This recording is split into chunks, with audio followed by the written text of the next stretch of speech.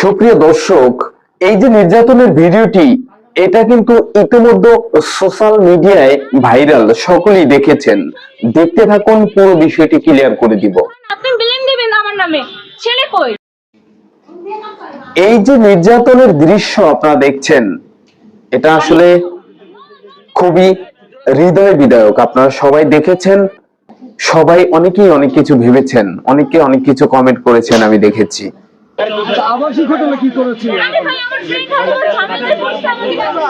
আমি ভাই ক্যাশট ফিরে এসেছি, আমার ফ্রেন্ড ফোন দিচ্ছে, আমি গেছি, আমাকে ধরে নিয়ে এসেছে। কিন্তু ধরেন আপনি ব্লেম দিবেন আমার নামে, ছেলে কই? এর আগেও তো পুলিশ একবার তাড়া করেছিল আপনাকে, কেন করেছিল? কবে? আরো বছরখানেক আগে। বছরখানেক আগে ছিলাম ঢাকায়। আমার আজকে কেন আনছে এখানে আপনাকে থানায় কেন? আমার নামে নাকি একটা ছেলে ব্লেম দিছে। হ্যাঁ, আপনি থাকেন কোথায়? এবার মূল কাহিনীটি কি, আসলে কি হয়েছে এখানে? দর্শক, হানি ট্র্যাপ নামের একটি চক্র, এর সাথে জড়িত রয়েছে বিভিন্ন মহল।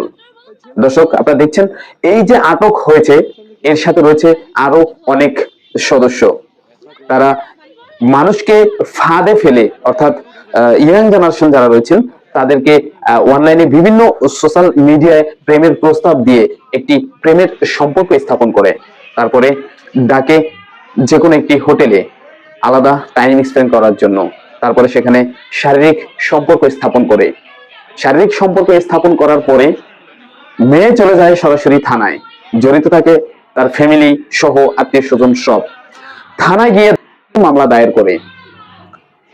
প্রাথমিক অবস্থায় যখন একটি মামলা দায়ের করা হয়, কি করা হয়? মূলত মেডিকেল ট্রিটমেন্ট করা হয়। মেডিকেল ট্রিটমেন্টে যদি বেরিয়ে আসে হ্যাঁ সত্যি শিকার, তাহলে পুলিশ সেটার মামলা নিয়ে নিতে বাধ্য। তো এভাবেই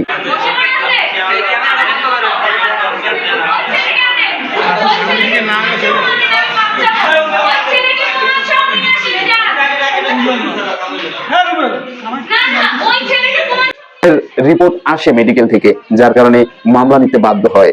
যখন এই মামলা চলমান অবস্থায় ছেলের ফ্যামিলি নিরুপায় হয়ে কোনো দিক দিশা না পেয়ে তখন যোগাযোগ করতে বাধ্য হয় মেয়ের ফ্যামিলির সাথে। যখন যোগাযোগ করে তখনই তারা বিভিন্ন ধরনের প্রস্তাব দিয়ে থাকেন, যেমন টাকার মাধ্যমে মুক্তি, 5 লাখ 10 লাখ, যার কাছ থেকে যেরকম নিতে পারে।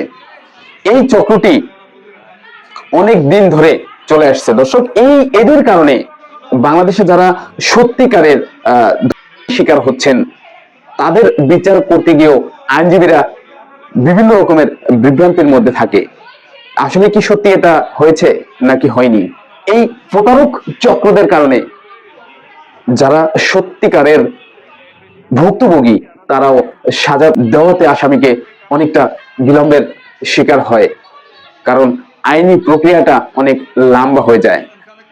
তার কারণ একটাই, বিভিন্ন চক্র, বিভিন্ন মহল এভাবে করেই মানুষের সাথে প্রতারণা করে আসছেন। আর সেই প্রতারণার তদন্ত করতে গিয়েই একটি বিচার হতে এত বিলম্ব হয়। দর্শক, সবাই সতর্ক থাকবেন। এই ধরনের হানি ট্র্যাপের মতো এই ধরনের ট্র্যাপ থেকে দূরে থাকবেন। সুস্থ থাকবেন, ভালো থাকবেন। দেখা হবে অন্য কোনো দিন, অন্য কোনো ঘটনা নিয়ে। ধন্যবাদ সবাইকে।